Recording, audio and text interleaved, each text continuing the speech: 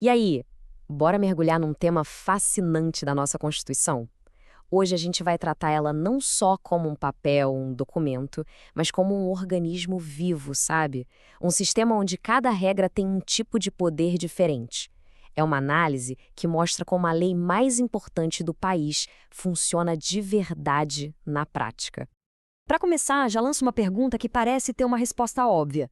Será que toda regra que está escrita na Constituição começa a valer na hora, com força total, assim que ela é publicada? A gente tende a pensar que sim, né? Afinal, é Constituição. Mas a realidade é bem mais complexa e, vou te dizer, muito mais interessante. E olha só a resposta que vem direto dos estudos do direito. Sim, é verdade, toda norma constitucional tem efeito. A grande virada de chave não é se ela tem efeito, mas qual o tipo e a intensidade desse efeito. Pensa numa caixa de ferramentas bem completa.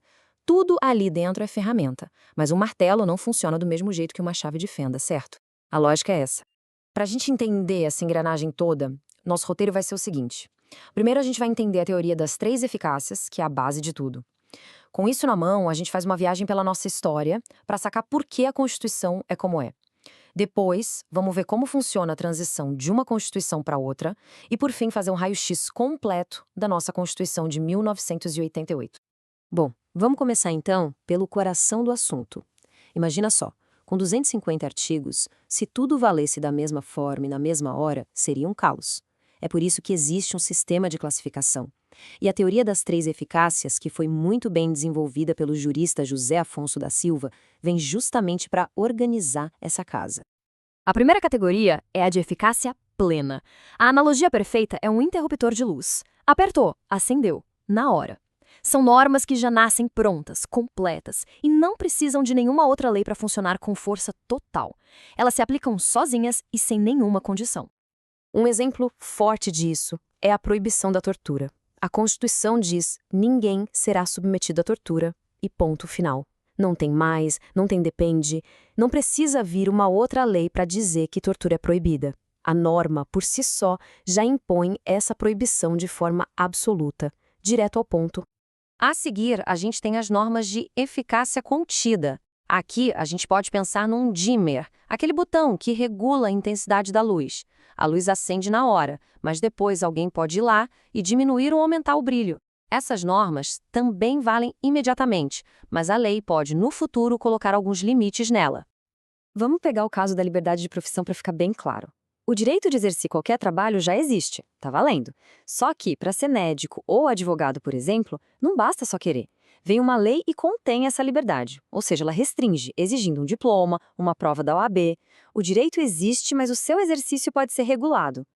E por último, a eficácia limitada. A imagem aqui é de um bocal de lâmpada sem a lâmpada. O potencial está todo ali, a fiação está pronta, a energia está chegando, mas para iluminar de fato, precisa que alguém vá lá e rosqueie a lâmpada. Essa lâmpada, no caso, é a lei que ainda precisa ser criada. Um exemplo clássico disso, participação nos lucros da empresa para os trabalhadores. A Constituição garante esse direito, mas ela mesma já dá o recado. Os detalhes virão nos termos da lei. Então, enquanto essa lei específica não existe, o direito fica ali, em modo de espera, com seu principal efeito limitado. Mas olha que interessante. Mesmo limitada, essa norma não é inútil, longe disso. Ela já chega produzindo dois efeitos imediatos. Primeiro, um efeito negativo. Ela já revoga na hora qualquer lei antiga que diga o contrário. E segundo, um efeito vinculativo. Ela obriga o Congresso a criar a tal lei que falta. Ou seja, ela já dá uma ordem e uma direção. Para a gente fechar essa parte, a tabela resume bem a história. Eficácia plena é imediata e total. Eficácia contida é imediata, mas pode ser restringida. E a limitada depende de uma lei futura para ter seus efeitos principais. A grande diferença, então, está na aplicabilidade e na dependência de uma nova lei. Ok, a gente entendeu a teoria. Mas por que a nossa Constituição de 88 tem tantas normas que precisam de complemento? A resposta está na nossa história.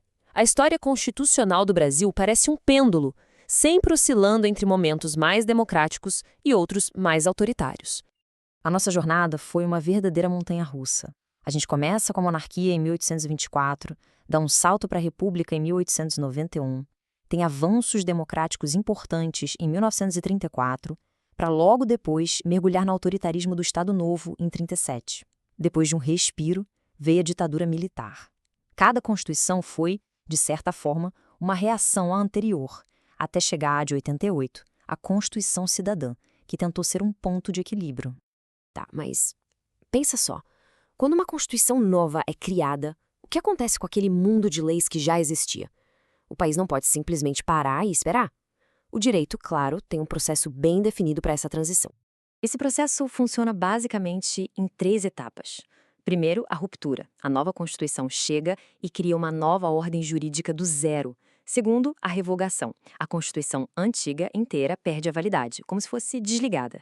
E terceiro, a parte mais importante, a recepção. A Constituição nova olha para a legislação antiga e acolhe só aquelas leis que combinam com seus novos valores.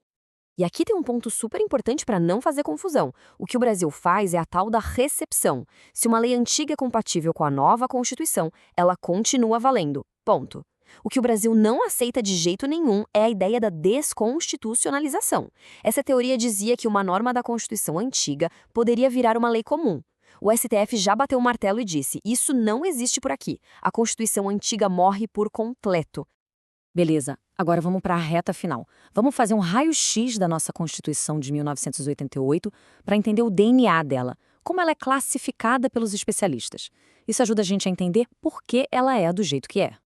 Primeiro, o básico. Ela é formal, porque tudo que está escrito nela tem força máxima de Constituição, não importa o assunto.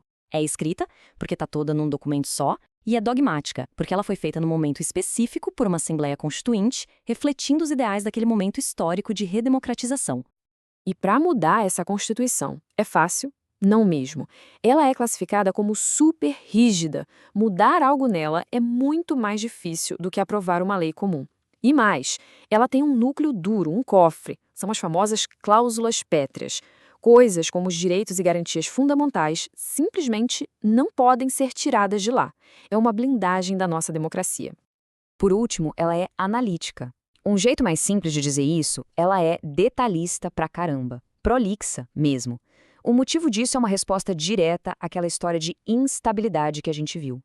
O pessoal que escreveu a Constituição em 88 quis colocar um máximo de garantias e regras dentro do texto mais protegido que existe para evitar que o Brasil andasse para trás.